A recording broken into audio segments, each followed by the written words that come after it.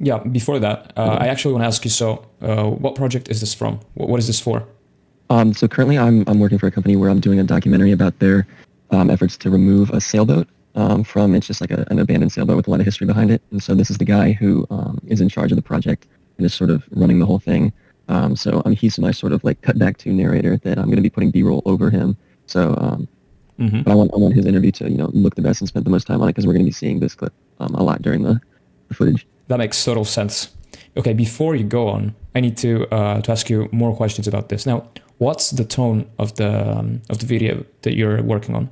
Like, what should I feel when I watch this, and where is it going to be viewed? Because the way you go on about grading something, let's say for YouTube, I'd say it's different from something that needs to go over on Instagram. So we need to think about that. Okay, yeah, I'd say it's going to be mostly on YouTube and on my website, and it probably wouldn't be on Instagram or other social medias as much as it would be on YouTube or Vimeo. Okay. I ask you these questions because the original version, the one that you showed me already, it looks very bright, very saturated. Do you agree with that? Yeah. Okay. Not that there's anything wrong with it. Remember, we can be technicians all day long, but at the end of the day, grading is still an art. Okay. I don't like putting set in stone rules that you can't ever break. You can't break rules. Like you can do whatever you want essentially, but there's going to be a why. That's why I'm asking these questions now. I felt it too bright, too saturated, and you told me yourself that you want to spend a lot of time making this look as beautiful as possible. Now, what I want you to think about is, why do you associate this looking the best it can be with how bright and saturated it can be? That's not the only thing you can do when grading. I'll give an example. So, to me, when I see a clip that is too over the top and it doesn't match the tone of the video I'm watching, it screams amateur. Because the one tendency, I recorded a video today where I react to 10 videos on color grading on YouTube, and I'll publish it in a few days. And the only advice that I saw on YouTube that was popular these days was how to make colors dense, which is what you asked me. And it was just this quote unquote cinematic look with a bit of split toning, a bit of this, it's always the same thing. So how to make your image come out of the screen more and more and more and more and more. Okay. And a lot of people take Wes Anderson movies and they just look at that and scream, oh, color grading. But grading isn't just about that. So what I want to get at is, do you really think that this image looks the best? Like it portrays it makes the audience feel what they should feel when it's bright and saturated. What I'm getting at is, does this match the tone of your video? Because if it doesn't match, listen, since there's no right or wrong in color grading, you need to know if you're doing the right or wrong thing anyways. But essentially, since I told you you don't have set in stone rules, how do you know if you're right or wrong? You know that if there's a mismatch between the tone of your video and the tone of your grade. You're grading this clip. It looks too uplifting in a sense. I don't know if you can get what I'm saying. Do you understand that? No, I see what you mean. Yeah. Okay, try to grade it in front of me. I wanna watch you grade it. So first, this is just a power grade, which is CST into that. And then what I usually would do is look at this. So we would want to bring down some shadows, get some more contrast in there. Then look there. And then what I would do is separate him from the background. Oops. Okay, stop. Fade that off. You seem like you do your way around resolve. So your issue is not tools. Okay, but I want to ask you something. So the way you went about the contrast of the image was very quick, and it can be a good thing. Mm-hmm. It can be a good thing if you know what you're doing, but it can be a bad thing if you don't know what you're doing. Now I want to ask you, why did you go lift down, gain up? If you don't know why, tell me. I'm just trying to get the shadows and to be lower. I mean, it started right around here. So if we look at the parade here to our right, we have all this gap here that I want to be able to bring down into, and even in the shadows on his face, you can barely really tell that there's darkness there. So I don't know, in my mind, when I'm trying to get a more cinematic image, we're gonna have this bottom part of the parade a little bit above, not so far that we're losing info, but right above there. Okay. But I mean, that's just what I've learned and what I've gathered. So okay. I mean, yes, I understand. So okay, what I want you to do instead is this. So first node, I want you to always make it your exposure node. Okay. Do you know how to go about exposure? I talk about it in a few videos. I don't know if you watched them. Show me what you know. Don't worry about it. Okay, if I'm doing exposure, I'm used to just going, because I do B-raw, so I'll just mess with the exposure one here. Beautiful. Yes. This works as well. Okay. If you didn't shoot, if you didn't shoot B-roll, I would have just gone HDR Wheels global. The global, EXP. It works exactly like the one the knob you just used. It's the same thing. It always works as long as you have a correctly color managed space. So since you're working with CSTs, no, I don't mean that per se. The fact that you're working with CSTs is telling DaVinci what you shot this with, and it can give you a photometric accurate result with your global HDR wheel, basically. But since you're working with B-roll, you don't need to do that. You can actually go about it the same way you were going about it. So, okay, I would actually say this. So I think a better result can be achieved by lowering midtones. The fact that you want deeper colors, I think you can actually solve that by bringing your gamma down, not your lift. But I would first suggest in this node only to touch exposure. Okay, get the exposure to how you want it to look. If it's already how you want it to look, you don't need to touch it at all. Yeah, I'd say around there. I mean, make sure I'm on full. Okay, yeah, I don't want it to, as you said, I don't want it to be too bright. Okay, copy. After the exposure node, what I usually like to do is mess with my contrast, which is what you were doing in the beginning. Okay. Now, there's a few ways I like to go about contrast. The first one being lift gamma gain. It's a classic, always works. I always use it. There's nothing wrong with it. I would actually suggest there's a few tricks. So one of the things that I like to do when I want deep colors and I want basically an image that feels heavier on the low end without clipping it too much, what I like to do is compress my shadows. So usually, first, I'd like to see what the image looks like if we bring gamma down just by itself. Yeah, go on. Okay, so what I would actually do to this image now is bring lift up. And let's see what it does. This is too much, I'm sorry. You need to, so lift up is just, in this case, we've brought our midtones down, and with our midtones, we've brought all the image down, because gamma affects more than just the midtones. I guess you already know that.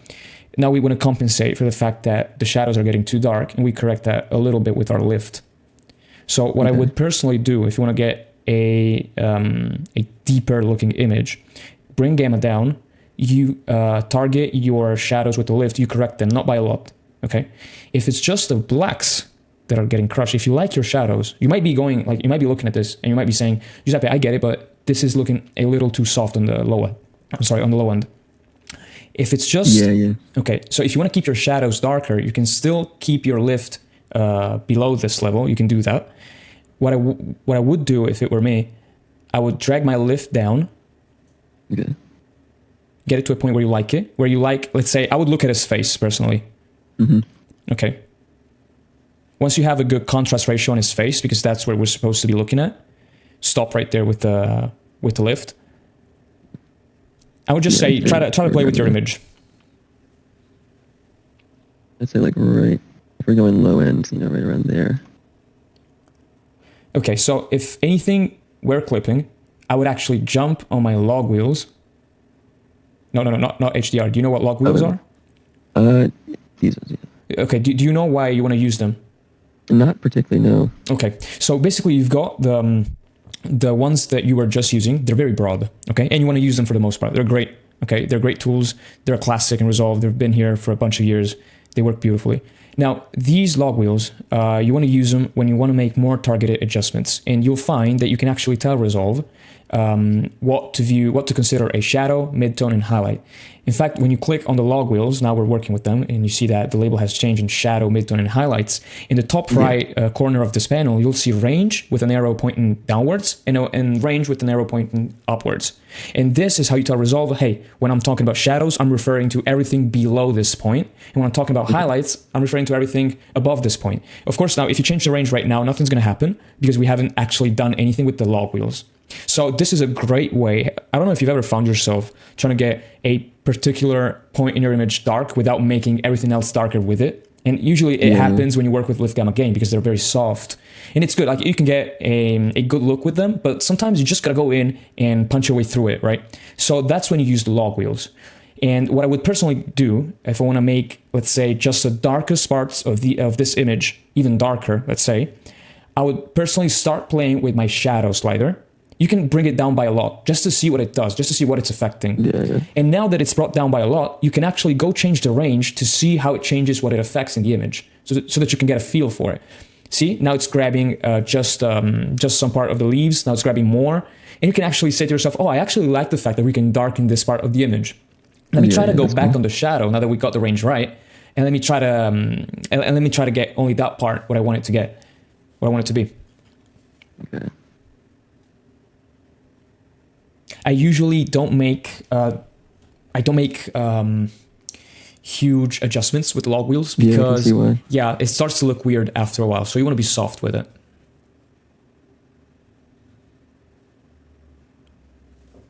Okay. Yeah, I don't want it to make it too contrasty, as you said earlier.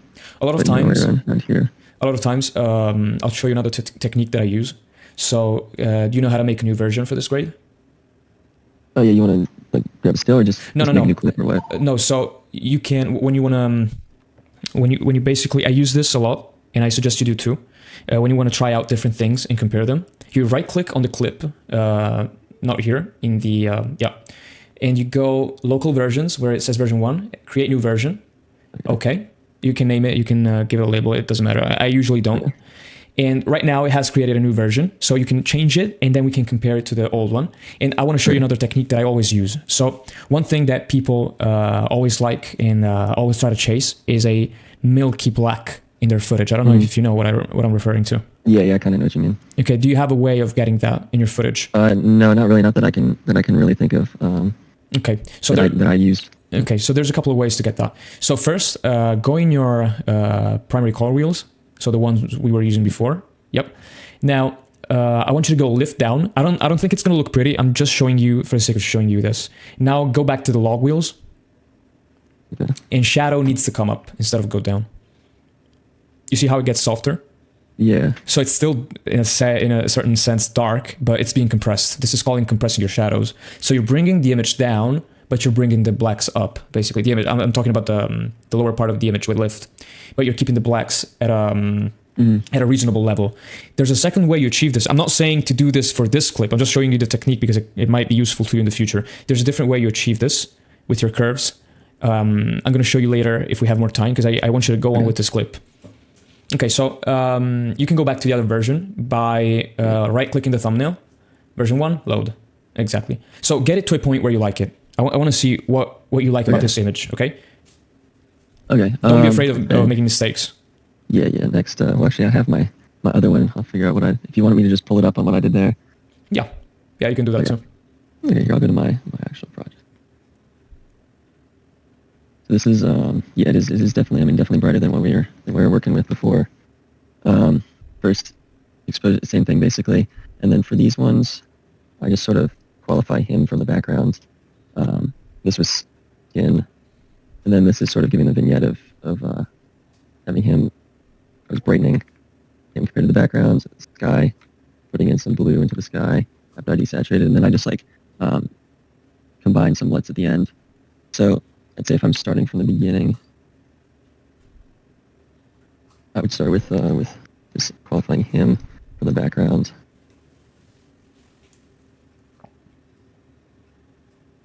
Why do you want to qualify him from the background? Why do you want to... Just because I want to be able to separate him. Because right now, I mean, the background is darker and different color than him, but I just want to separate him from the background more. In what way, though? In what way? I would say just like brightness in a way. Because usually I just go around and I probably would lower the gain and a little bit of the saturation of the background, just so we, I don't know, in my mind, like drawing your eyes to him as opposed to the background. Yes, you're thinking about it correctly. I like the way you're thinking about it, but you have this misconception that you need to be doing a lot more than what you actually need to do to this image. Can you go back to the original grade? Yeah. Sorry if I interrupted you. On mine. No, you're good. The one we did, or the one that we did, or the one on the other project? Other project. Okay.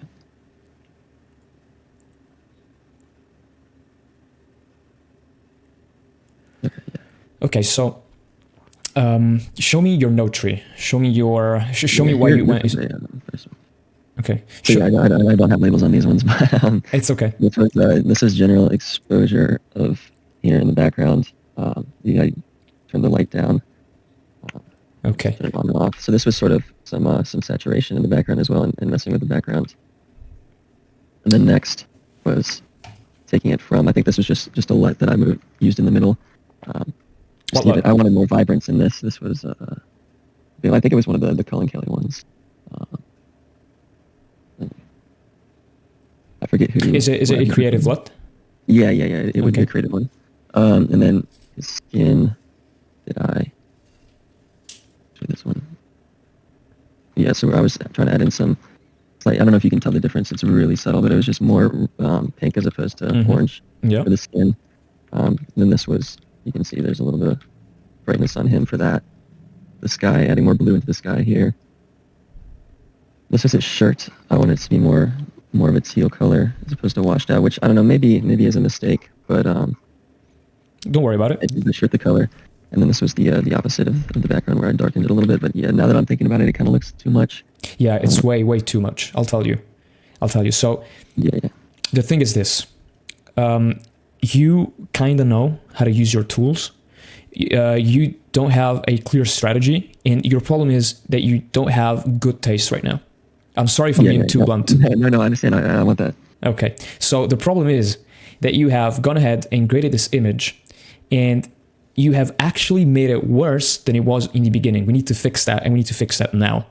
Okay? Yeah, that's good. Usually, when you start with grade, it's not only you. Happens to all of us. Happened to me as well. Usually, when you start with grading, you have this misconception. Since you see all these people doing, all these crazy videos and the power of grading and that and this, you have this misconception then, oh man, I need to be doing everything to my image. That is not true. The original image looks beautiful by itself.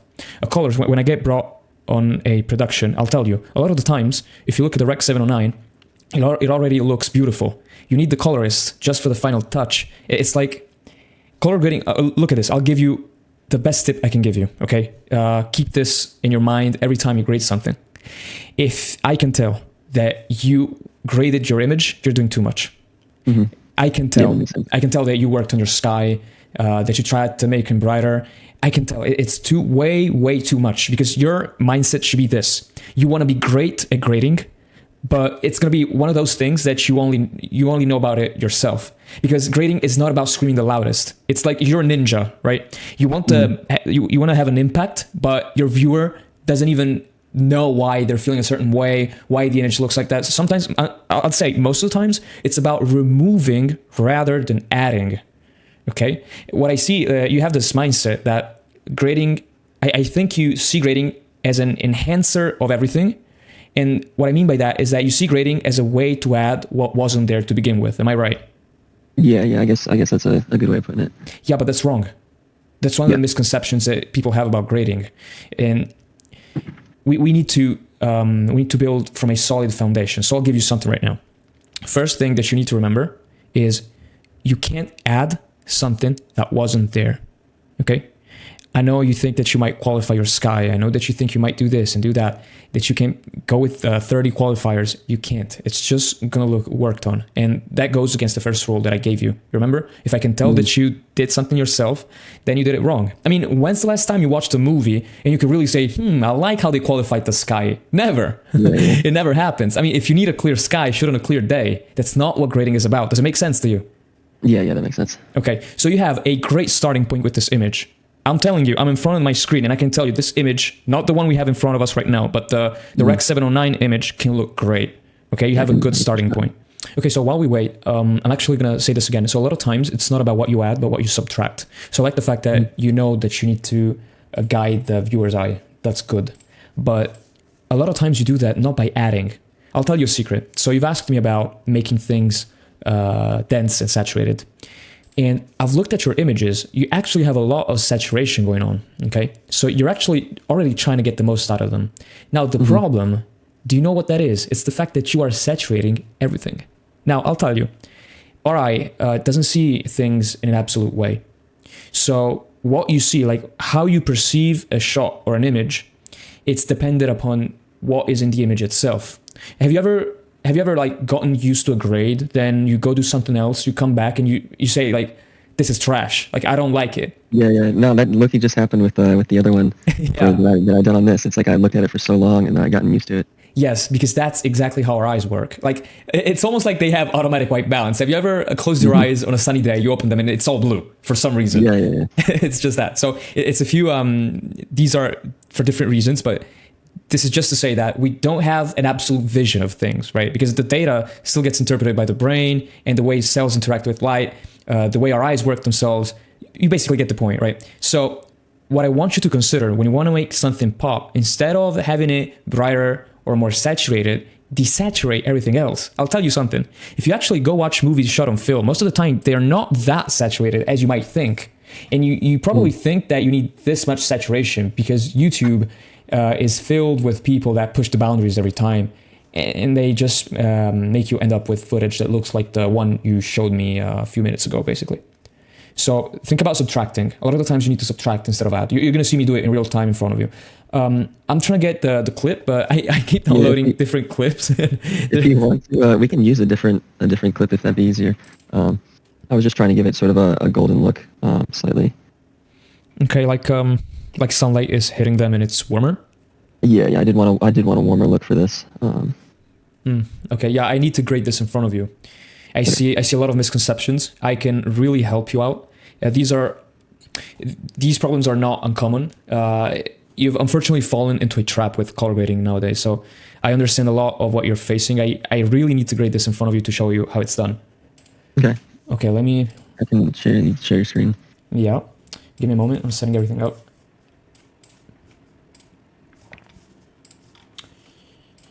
Okay, so I'm setting everything up in a way that I still have stuff on my second screen, but you can still see what I'm doing on my primary. Hold on.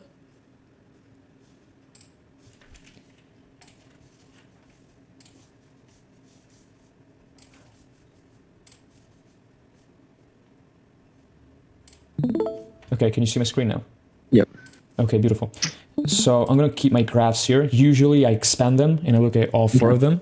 What I usually like to work on, what I like to look at the most is usually the waveform. And I have it set up like this. I don't like the black and white version. Why do you choose the waveform over the parade? Because the waveform allows me to check more quickly about the white balance, usually. Okay. So they're the same thing, but parade is just RGB. It's not mixed in one channel, basically. So you're looking at just the same thing. I like the waveform. It simplifies things for me. And when you're grading, let's say you're grading a lot of shots, when you talk about maybe the 100, 200, 300 shots and you need to match all of them, waveform's way quicker. It makes me understand better what I'm doing, what I need to be fixing, right? So we're going to make exactly what you had, your two CSTs. That's right. I love to work that way. So I need your gamma and color space info. Yeah. The inputs. Oh, wait till you get on it. Let me full screen you. Okay. Yeah, the input's going to be Blackmagic. Let me look at my effects. Yeah, it's film Gen 4 slash. It's not giving me the full. It's Design Pocket 4K film Gen 4. Copy. For the color space, and then the gamma is Design Film Gen 5. Got that. Okay, beautiful. And then I got a wide gamut intermediate for working. Yeah. That's exactly how I set up my my projects.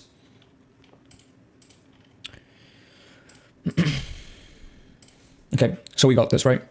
Now, first thing I do, I watch this and I want to see, like, if you have more than one B-roll for the same setting, I think you had what looked almost like an aerial shot from above. That would also be good. Like, you can start grading from there. Like, you can grade that shot and then you paste the grade on this one. So if you have the same setting, you just want to copy the grade. Like, if you have different... Yeah, the problem is, for this project, the aerial drone shots were given to me by the city, by the government, and they recorded in Rec 709, so I can't just, like, copy and paste the entire grade onto it. I'm going to have to, like... Oh, no, you can. You can. I'm going to show you. So, oh, really? Okay. Yes.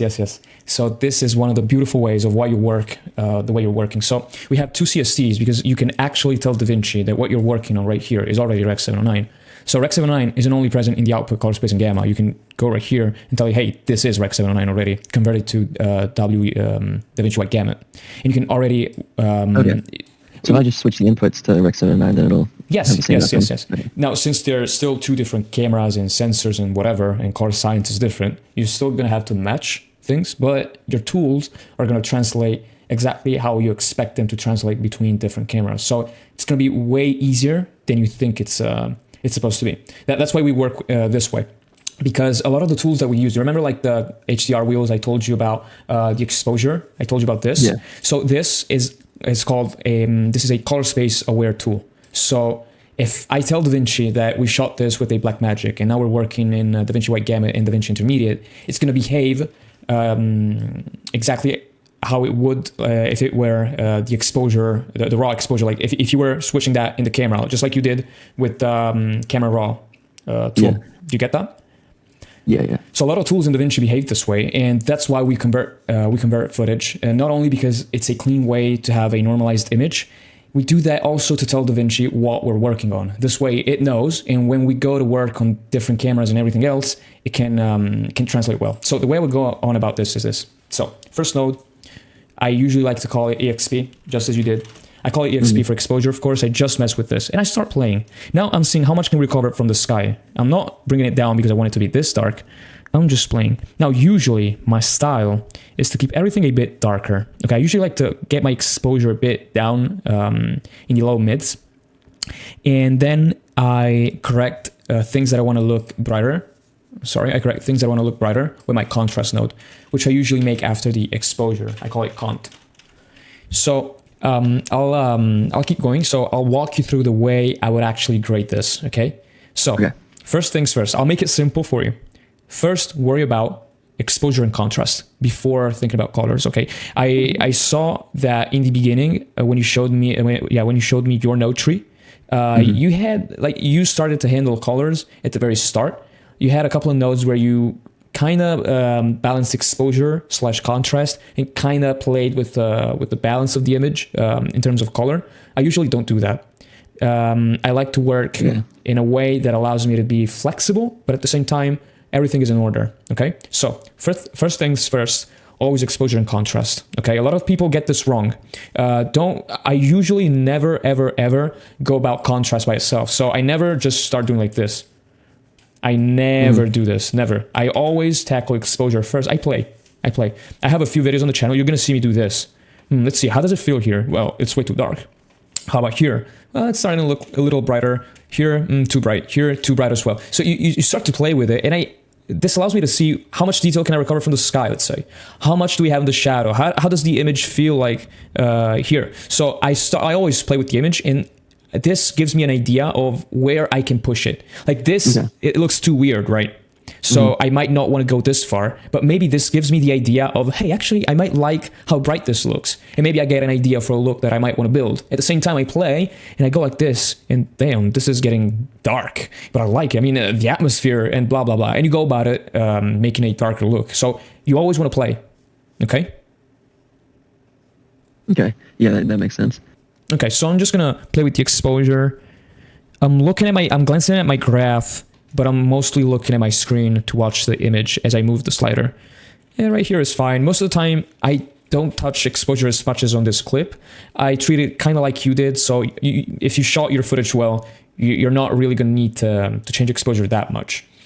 So right now, we're going to handle contrast. Now, the way you handle contrast says half of what needs to be said with grading. So treat this as an important step.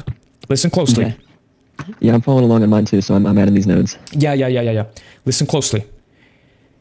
The way we handle contrast is going to say a lot. Okay, it's not just colors. Okay, don't think just about color density, that and this. Okay, no. Contrast is going to tell a lot about the tone. I'm going to show you a real example.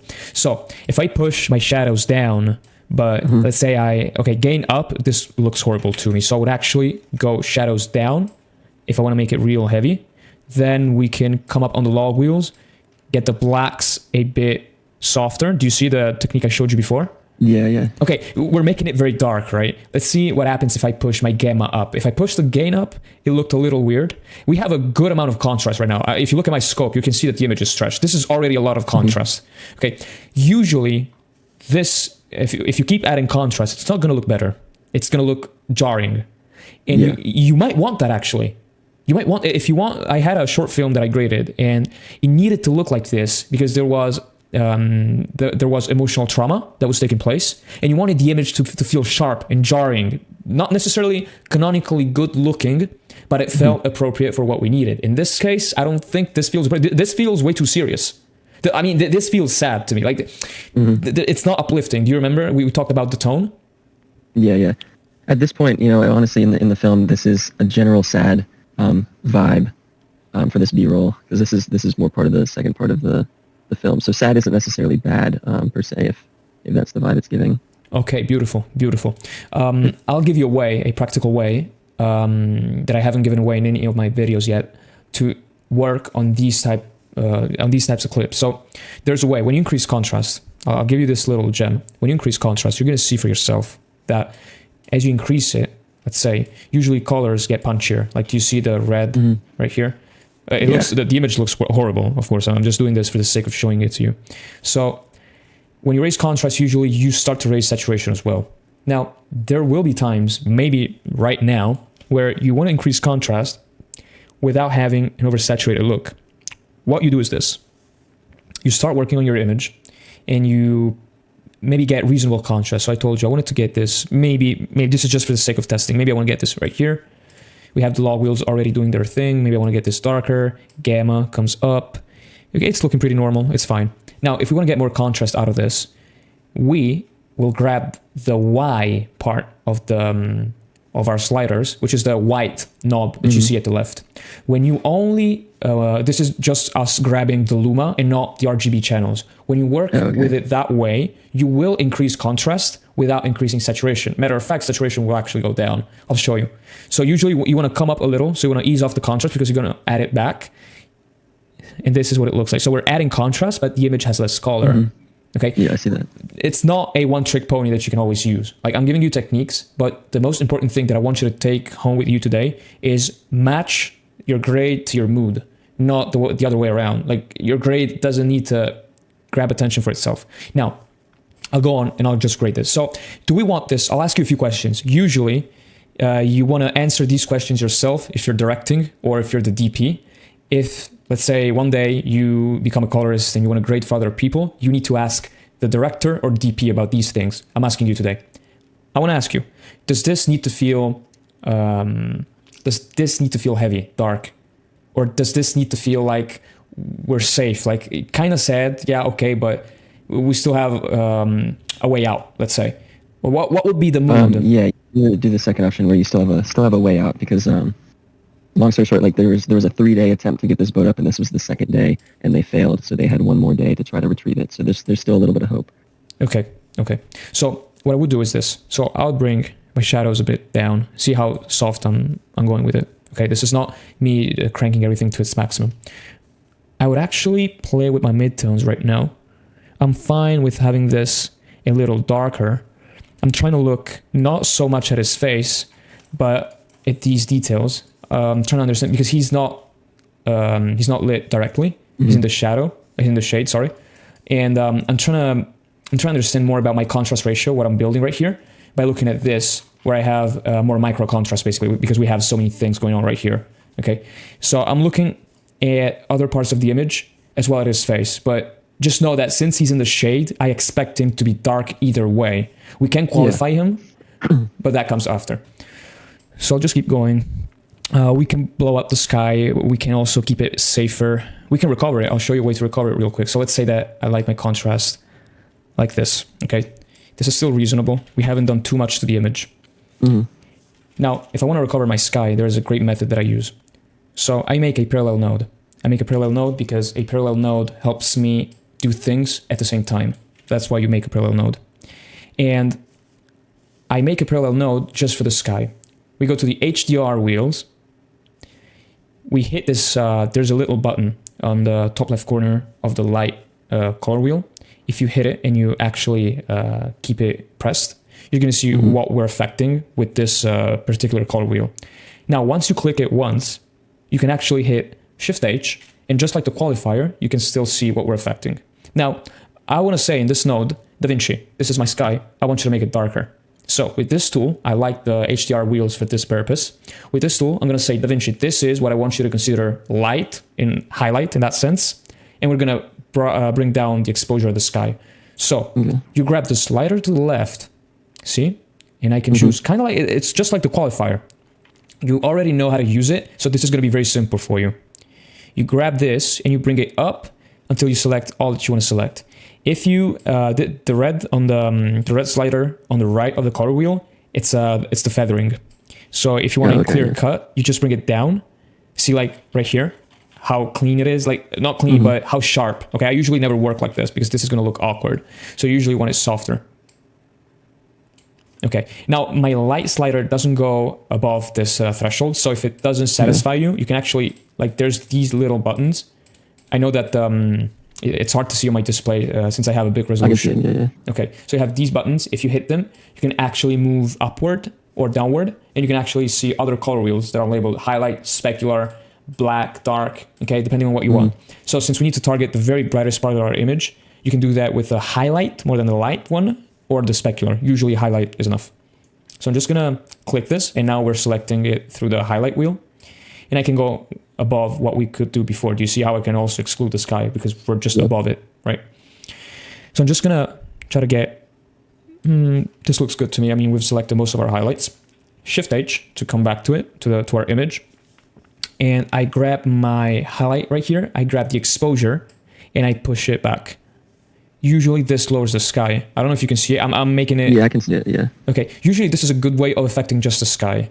This isn't magically gonna make all the detail reappear.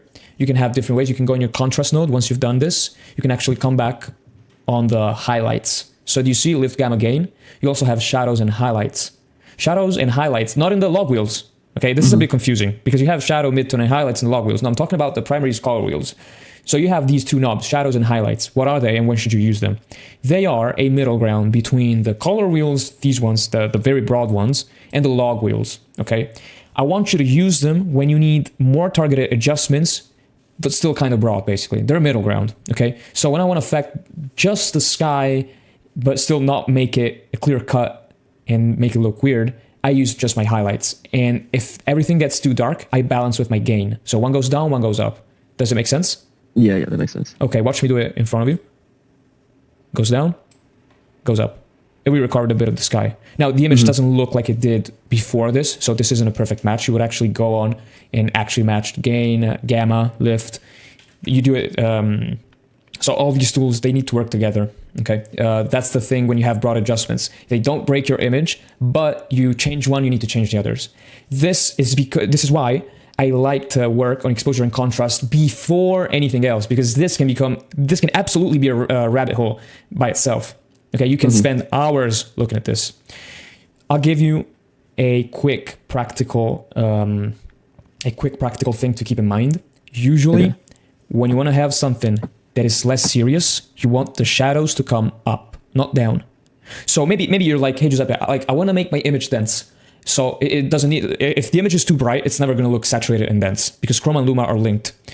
But you're telling me that if I want to make it less serious, like more uplifting, I need to get my shadows up. So how do I make those two things work together? What I usually do is push my shadows up while I push, log wheels are already reset, while I push my gamma down. This usually gets me deep colors in the midtones, but my shadows stay at a reasonable level. Usually, like feeling-wise, this makes the image feel literally lighter. So when I look at an image, so you might find yourself, this is going to be me giving you a practical example. You might find yourself looking at an image and it looks too heavy, like too crushed. But if you push gain up, nothing happens. Gamma up, a little bit. Lift, usually you're told to just bring shadows down for the sake of it. No, actually bring lift up. If the image feels too heavy, and it doesn't change. I mean, if you change exposure, it's too broad, you don't like the way it looks. If it's just too heavy, the problem is in the shadows, okay? Okay, so let's say we get some contrast going. Now, I don't know how this feels for you. I'm not particularly liking this, but I want to get your input first. You might actually like this, I don't know. Yeah, I don't know. It does feel kind of, I'm trying to like full screen it and get a better sense of it, but it does feel light and airy. And that's not necessarily, I guess, a bad thing, but yeah, I don't know. I feel like there could be more stuff done to it. I'm just not sure what. And maybe that's just my preconceived notion because, as you said, I try to mess with things too much. But okay, so what I would personally do is this. So I'll go shadows down just a little. I have a problem with how dark he's getting. So I need to address this. Midtones up. I'm talking about my gamma, of course. I like the fact that the highlights aren't super bright.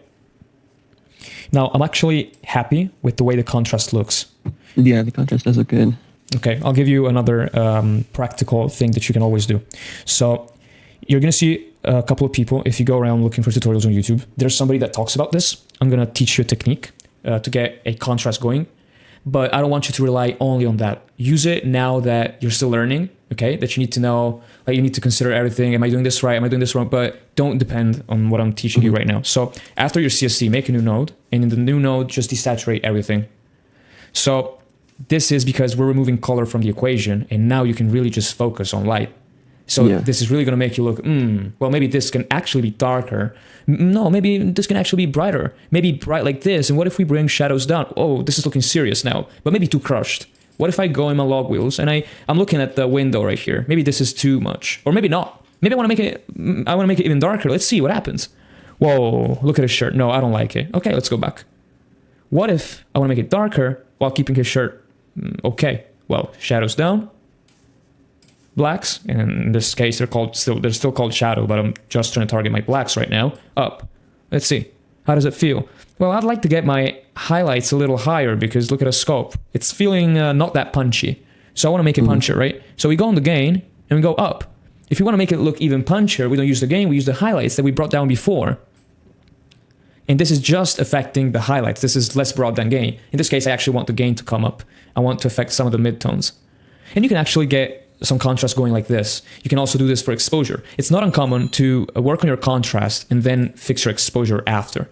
Like you can actually do this. Once you have your contrast dialed in, let's just see how the image looks when I make it darker, like on a global level, and how it looks when I make it brighter on a global level. Maybe I still have a lot of contrast. Look at the micro contrast here. We have the specular highlight right here, and it gets darker because it's in the shade from this angle, right? And we have what's called micro contrast right now. We still have it because I've built my contrast. It stays the same. Do you see why we do exposure and contrast in different nodes? Yeah. Okay. Yeah, I see that. So when you want to affect one, you don't affect the other. Okay? And you can actually go back and forth between the two up until you have something that you like. After you like what you've done, you remove the black and white and you see, does this hold up? Do I like the way it feels? And you decide. Now, how do you feel, honestly, about the contrast? Do you like it, or do you want me to tweak it more? Yeah, no, I like that contrast. I feel like that's good. I like how we have a little bit of detail in the sky. I think that's good. Okay. Now, I'm going to show you what I would do. So, what I like to do is, for almost every clip, I like to make a white balance node. I usually place it at the beginning, but I don't do it as the first thing. Okay? I usually place white balance before exposure. I place it before exposure. I have a very particular reason. You're not going to find it anywhere else. I like to get all the color information before we have touched exposure and contrast. Look. Okay. I'm going to build my node tree. I'm going to show you what it's going to look like, and I'm going to explain it to you. I'm going to explain to you what's happening. When you want to create the very bold looks, when you want to really get good at making them, this isn't the case. For what you're building, you don't want that bold of a look. But when you really want to get good at them, you need to know how to leverage node trees. If you don't understand node tree structure, you can't really get that strong of a grade going. I'm going to show you why. So after this, I usually like to work on my saturation, and I like HSV. So I'm going to use that. I just call this sat. Okay, I have a few different ways to go about it. You can use the color slice. You can use this, that. There's a lot of tools in Resolve, okay? And color slice is good. My personal preference is HSV just because I've gotten more used to it, but I don't have anything against color slice, let's say. I use sat here, okay, after we have worked on our light, okay? Yeah. And I want to do something. So this, the node that I just made before, this is called WB, white balance, okay? Let's say I have done something to the image. I haven't, but let's say that I have. I will go to my contrast node right here, and I will hit Alt-P, or Option-P if you're a Mac, and I'll make a new parallel node. But this time, the parallel node is not going to get its signal from the EXP. It's going to get its signal to the white balance. Now, a lot of people on YouTube, you'll see them make these super complex node trees and 25 different things. You don't actually need them. I work this way because this is the most flexible and clean way you can have your node tree built. Listen, every time we do something to our image, the signal travels through the arrow, right? Look at it like this. Yeah. So if let's say, I'll give you a quick example. I'm going to make a node right here, right after our contrast, and I'm going to make a new node right after this one. So let's say that I desaturate my image. And then I actually say, hey, I want to make like a black and white look, but only the red is visible. So in the node after, I go to my curves, I go HSL, hue versus sat. Wait, where's my red? Well, I made the image black and white. Where is this supposed to get the red from? That's when you actually get a parallel node that is getting its signal from something before the black and white. Do you see why leveraging node trees becomes very useful when you want to get deep with your grades? When you really want to go on with the advanced stuff, it's, what did I say at the very beginning? A lot of this, it's just conceptual. I'm using the same tools you're using. I'm not doing anything special. It's just about knowing what you want. So we talked about the tone and mood and knowing how to get it, not in the sense of what tool, what plugin you should use. Okay, a lot of these guys on YouTube, they overcomplicate stuff. You just need to understand how to leverage node trees and what actually looks good on your footage for your particular video. Okay, I'll show you. So let's say that I really want to get that look. And so what I would actually do is delete this node, make a new parallel one. And this node that I have in parallel, it's like we're doing the same thing. Like parallel nodes, it's just like we're doing everything in one node, but we're still dividing it so that I can do like on and off. And it's just cleaner. If I want to tweak something, I have it in different nodes, but view it like we're doing everything in one node, right? So this node, do you see that it has an arrow coming from the layer mixer right here? Yeah. Okay. Now, when we were right here before the black and white, the image looks like this. Because at this point in our node tree, we haven't converted with the CST. We're actually still in DaVinci White Gamut. Do you agree? Yeah. Okay. So at this point, we still have red information. So if I'm getting my signal fed from this layer mixer, I can actually do what I want it to do. So I can actually make it black and white while I still have information. Oh, the node is actually off. I was like, wait, why isn't this working? We still have information. Now, it looks crap because we need to work on the image more. But this works. Before it didn't work, right? So why was I telling you this? Because I wanted to demonstrate why I use parallel nodes right here. So do you remember when I told you when we mess with contrast, we inevitably mess with saturation as well? Yeah. Well, I want to work in a clean way. When I work on my contrast, and let's say I'm going to affect my res, right? I'm going to go like this. Okay, let's say I like it. I don't want to mess with the contrast and have my tool target something different now because I've messed with the contrast and now the image looks all whack. Of course, if I mess with my contrast even in this way and I push it like this, it's going to look overly saturated because I'm using the sum of the two, right? But my tool is still picking up the same amount of skin as before because we're getting our signal from a place where we still hadn't done all that correction to our luma. Do you understand this? Yeah. Okay. So that's why I like to go on about grading this way with what looks at first as a complex node tree, but it's actually very simple. You just got to understand what you're doing, right? So what I like to do, if you want to copy this and you want to make a power grade for yourself, I usually go about this. So light as the first thing. If you need it, add white balance. If you don't need white balance, there's going to be times where you're just happy with the way the white balance looks on your footage. You might not want to add this. You just get your information from your CST, okay, so that it's still uncontaminated. The reason we get information from the white balance is because let's say that you have camera A and camera B, but they have different white balance. I'll show you. So I'm going to use linear gain to adjust my white balance. Do you know what that is? Linear gain? You mean just like the wheels, or what? Yeah. Have you ever heard of the term linear gain? No, I just always use the wheels, so no, not really. Okay, it's one of the best ways to adjust your white balance. I'll teach you right before we end the call. So let's say I haven't touched the white balance, right? And I want to saturate all the reds in the image again. Oh, instead, I'll do something else. I'll saturate the blue. And the blue, yeah, we have some in the sky, but the camera picked up this blue, right? Now, if I disable this and now I change my white balance, let's say this was camera B, and camera B had this weird issue with white balance. It was just wrong, okay? And it's way colder. If I'm working on camera B, let's say this node doesn't exist. I added the white balance. Let's say it was already like this, and we're getting information from the CST. This node where we push the blue is going to act like this is blue that needs to be pushed. Instead, if we get the signal after we correct this, look at it. Now it's working against us. When I correct this, it stops pulling this much blue. Okay, so that's why I like to work after white balance. I get my color information after we have accurate colors. It makes sense, right? Why would you work on your saturation before balancing the image? I don't know. Do you want to amplify your mistakes? I don't. I certainly don't want that. Okay, did you see how simple this really is? Yeah. Okay, so what I usually like to do is this. You'll see a lot of people on YouTube push onto you the need to add a tint. Now, I have lost, if you watch some of my videos, you'll see that I tell this story. I've lost big clients, man. I'm telling you, like big clients, because I thought that grading was just this. And I thought that this was the shit. Okay. And I saw that you think this too, but this is not actually it. So people on YouTube act like you need to add color no matter what. But I told you before, sometimes it's about subtracting.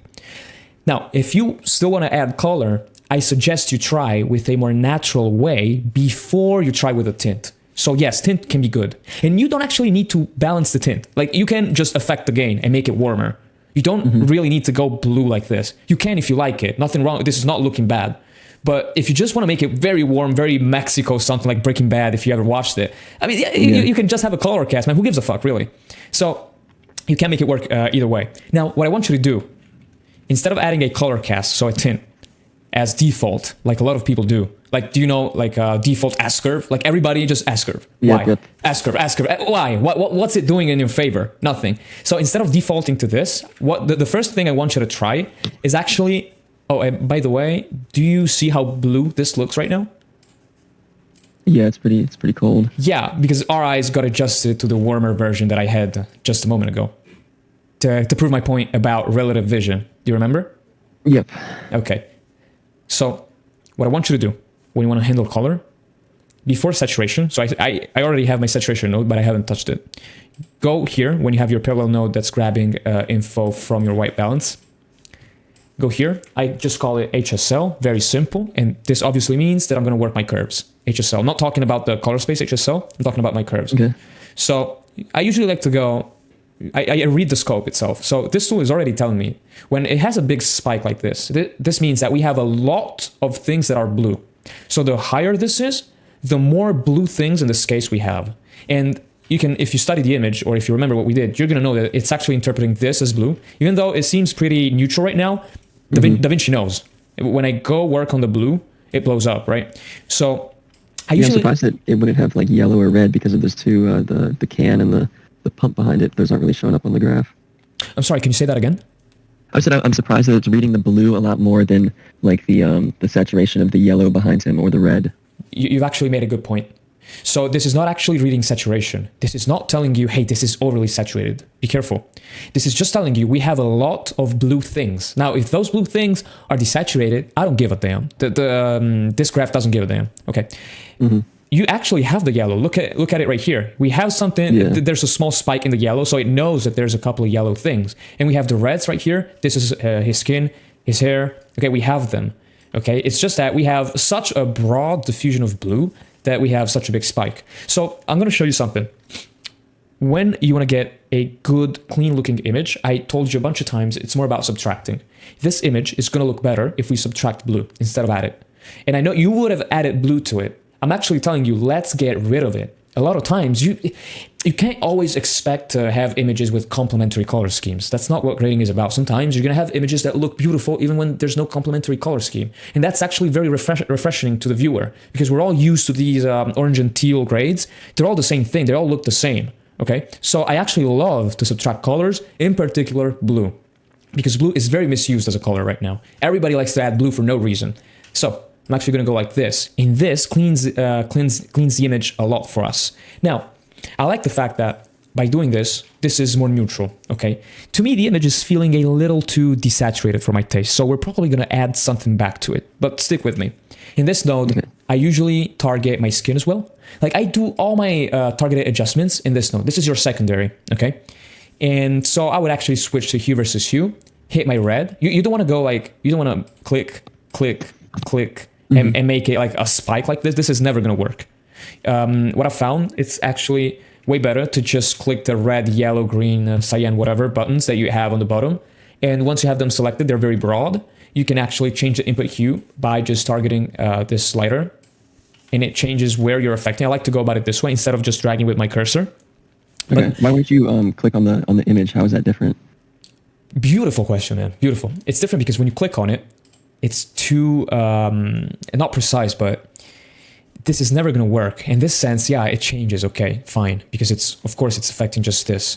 But when you transfer this gray to other clips, or when you try to do something else, it's just going to break apart on you. I can tell you from experience, you're never going to see anybody great like this. Okay, so the best thing you can do, like, I'll tell you, like, this is another conceptual thing.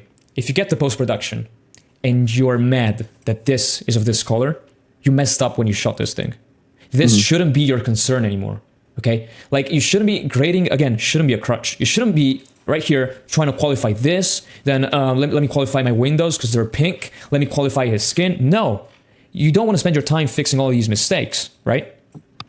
Yeah. All right, I'll try make it quick since we're running very late now. So hue versus hue. This node, we fix our skin. It's looking a little too red. I'll switch to my vector scope. This can help you. And you can bring it down. Now, I'm watching my vector scope right here. I have it set up like this. If I actually get it to where the skin should sit, it looks too... It's kind of weird, yeah. Yeah. Do you feel that? Now, why is that? Because everything in this image is reacting to the illuminant. What is the illuminant? The sun. It's what's lighting the scene. Now, I wouldn't be able to pinpoint to you why this is happening, but what we consider to be on a graph, the proper skin tone looks weird. And I can't pinpoint that, but I can give you a broad explanation. It's because the way other objects are interacting with the sun makes us expect a more reddish skin tone. That usually happens when you have blue in your image. Blue that tends to be purplish. Okay, you expect to see the skin react in a similar way with more magenta. That's why we expect to see it red. On my graph, it's right. It's still too magenta in some areas. But when I get my cursor right here, and this looks green to me right now, on the graph it's right. So be careful when people talk to you about right skin tones. There's no such thing as right skin tones. Skin tones should not look right. They should feel right. That's the difference. Do you get what I'm saying? Yeah. Okay. So I would actually keep it more like this, because this is not as red and as magenta as it was before, because this is outrageous. This, I can understand it. We can also make it even more red. I don't know. You can make it however you want it to look. I don't know how this man's skin tone looks like. So you can decide for yourself. He's looking a little desaturated. Maybe we can give him a little life. This doesn't look too bad. Now, if I want to make him brighter, I would first try to do it with very broad adjustments. So hue versus luma. Just go red, as I just did with everything else, and bring it up. This doesn't do a whole lot right now. So if I really want to make him brighter, I'm going to qualify him, kind of like you did. Okay, that's one instance where you would use a qualifier. So let's say that you want to add some color. I usually like to add colors with a cast, if you need to, after the HSL, because you already tried to do things with what we have in the image. We have no more colors. I mean, this is literally what we have. Some blue and these worm accents. This is it. So we can add a tint, or as a last resort, we can try playing with saturation. I'm going to switch to HSV, because when you switch to HSV and you work on your saturation, you can make colors come back that you didn't see before. So I'm actually curious to see, does anything interesting happen? Well, actually a lot. So we have the green shirt that's coming back to life. Do you see how this is a better thing to do before adding a tint? Imagine not doing this. Yeah, no, definitely. Yeah, imagine not knowing this and just going, I don't have anything. Guess orange and teal all the way then. And you just, and that's it. So you're always going to want to go step by step with the safer thing, and you progress towards the more, not unsafe, but you kind of get the point, right? So saturation first. Let's see, before we add anything that wasn't there, what we can do with what was there. So I'm not liking the blue that we have right here. So we can do a couple of things about it. I think this blue is a little distracting. It can be good. Like, you can like it. Like, you can have a different taste. You can actually say, hey, Giuseppe, no, I actually like it. Okay, totally cool. I don't care. Right now, I want to see what this image looks like if we balance it better. So we can actually go to our white balance. And the way you want to go about it is this. Right click. I'm going to do it slow. Do it with me on your DaVinci. Have the white balance node at the very beginning after CST. Right click. Then you want to go gamma, and you want to set it to linear. Then, I'm on linear. Beautiful. After you set it to linear, come down on your color wheels. You need to affect a slider that says Loom Mix. Turn it all the way down to 0. Now this, what we have just done, to keep it simple, this is the best thing you can do to white balance your image. It's almost like fixing it in your camera. Now, if you work on B-raw, you can actually change the raw settings, but I suggest you get used to this method as well, because it gives you more flexibility for when you're not working with B-raw, okay? So what I would do, like we have a color wheel at our disposal. Like what you want to do after you set up the node like this, you're just going to use gain to affect the whole image. Now, if it's too hard for you to know where to go, like see, I'm not moving it that much and it's already looking whack. So if it's too hard for you, just use the RGB buttons that you have, the knobs. And in this case, I want to subtract blue. The image feels too blue. Just go negative. Instead of adding what's not there, subtract what you don't like. And this is going to be very simple, very easy. So let's go about it. I'm subtracting. I'm being very gentle. This is looking a little too green now.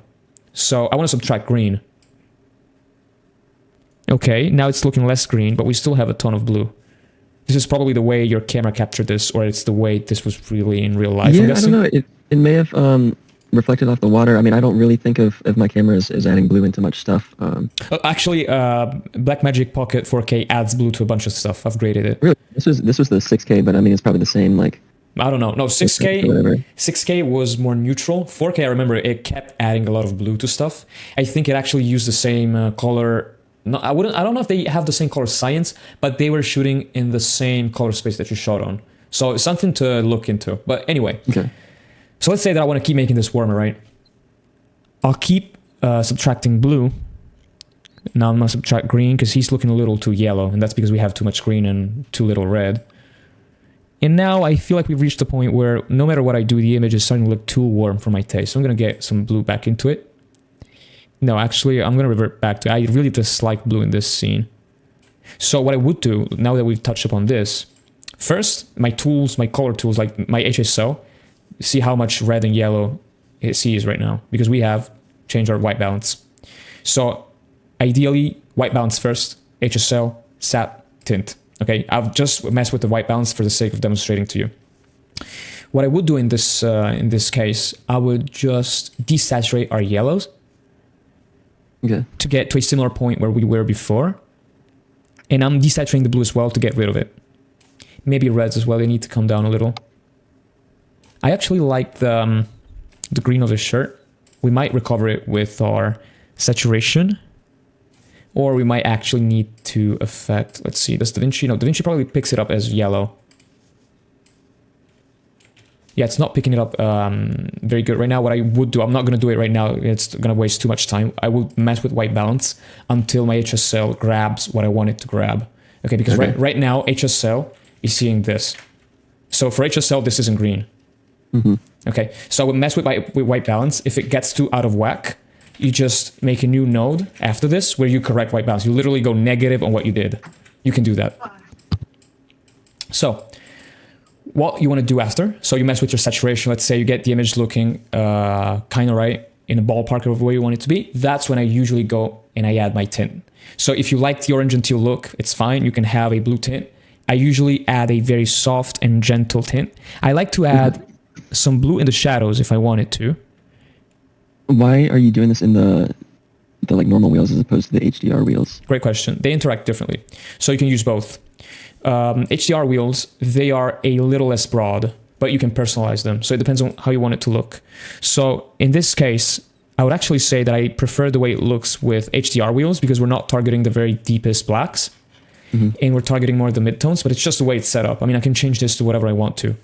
Most of the time, lift, gamma, gain are quick enough and I can get it into the right ballpark that I'm just happy with, and I don't need to touch HDR wheels. But there's times where I need HDR wheels. Okay?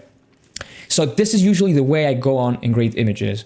Okay? I don't add a lot of tint. I don't do all of that because it's like a phase. You grow out of it. Okay? At first, you think that you need to add all this color. Then you get like, you mature and you're like, wait, actually, it doesn't look that good. It looks like a 2015 Instagram filter. I don't like it. And you grow out of it. Now, this image, it's not where I would want it to be. I would certainly add more color. I'm just trying to close this since we're way past. Yeah, no, I understand. Okay, I just wanted to give you a solid foundation to build from. Yeah, definitely. Do you mind, like, in a 10-second recap to get this image where you would want it? What would, like, not actually do it, just like explain end result, what do you think it would look like? Yeah. So end result, I'm thinking, okay, so I don't like the skin tone right now, a bit too orange, so we need to change that again because we changed our white balance. White balance is okay. You can get this to look colder maybe. Maybe I liked it when it was colder, but I remember you having a preference for a warmer look on this one. So you can actually, instead of adding a tint at the end like this is way too strong, by the way. I would never do that. But instead of adding a tint that way, you can actually mess with the white balance like I showed you before and get a more natural looking image. Like this actually looks like it was shot on a warm day. Yeah, so you can actually mess with it this way. So yeah, you can absolutely go for this. I would personally desaturate the shadows. There's a method. I'm going to show it to you real quick because you're going to find this very useful. So on your saturation, parallel node again, call it desat. Go watch my videos on my channel because I explain this again. You're going to need this. I always do this, almost always do this for my grades. Call it desat. You're going to mess with your curves. Go on the last ones. Sat versus sat or luma versus sat. Sat versus luma, you don't really need it for what we're going to do. Sat versus sat allows you to desaturate the less saturated objects in your scene. I don't like what it's doing. It looks way too unnatural right now because we have essentially made this neutral. Okay, now this, see like the color it had before? Like before it looked kind of neutral, but it wasn't. Now it's really neutral and I dislike it. So I'm not liking this. What I would actually do is not sat versus sat, luma versus sat. So that we tell DaVinci, hey, I just want the shadows to look neutral. And I usually bring it down all the way, or you can keep it higher than this. And you mess with the knobs, like see how the image is getting desaturated as I move this. You get it to a point where you like it.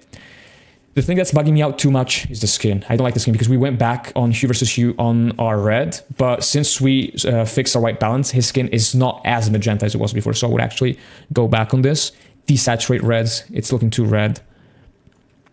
Yeah, this is more normal looking.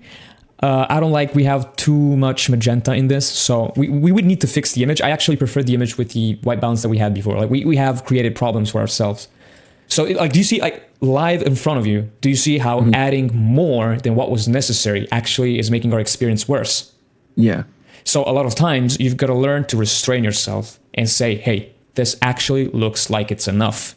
And that's it. If you want to keep going, come after to your screen after a couple hours, the day after, and ask yourself, do I really want to push this? Okay, and that's when you can keep going. But don't do it all in one take because you're going to regret it. You saw it yourself when you looked at the ungraded picture, like the ungraded clip, that you really didn't like the grade that you had done before. You told me at the beginning, right? Yeah, no, that makes sense. Okay, now this node tree will be what can get you to 90% of a pro result. This is literally what I do. What's missing is maybe a few other things here. If you need to qualify, I don't know, the skin, maybe a parallel here before the tint. If there's power window, I usually get them. I like to get them after saturation, like here, and I always have them in parallel. So if I have different windows, I have them in parallel like this, and that's when it starts to look complex. But it's always simple. It just looks like it's complex, but if you actually understand it, none of this is difficult. I think it's pretty straightforward why we're doing the things we're doing. And if you want to make it very easy for yourself, you can just keep it like this, HSL tint right here.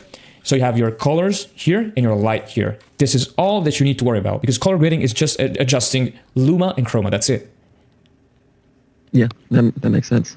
All right. I don't know. Okay. Maybe this was too much for one lesson, but no, there's definitely a lot of info. But I mean, I'll play around with it. All right. I'm happy that either way we ended up taking some more time. I prefer to give you more info. I like giving value, so I'm actually okay with this taking a bit longer. Okay, great. Thank you. Hey, it's been a pleasure. Yeah, I'll definitely be able to use this. All right, take care and make sure to watch the videos because I'll keep talking about a lot of things and a lot of things that we maybe didn't talk about right now that maybe weren't specific to your case. But I would say I'm still going to drop value bombs on the channel, so definitely keep watching that. Okay, I will. Thank you. All right, take care. All right, you too. I'll see you later.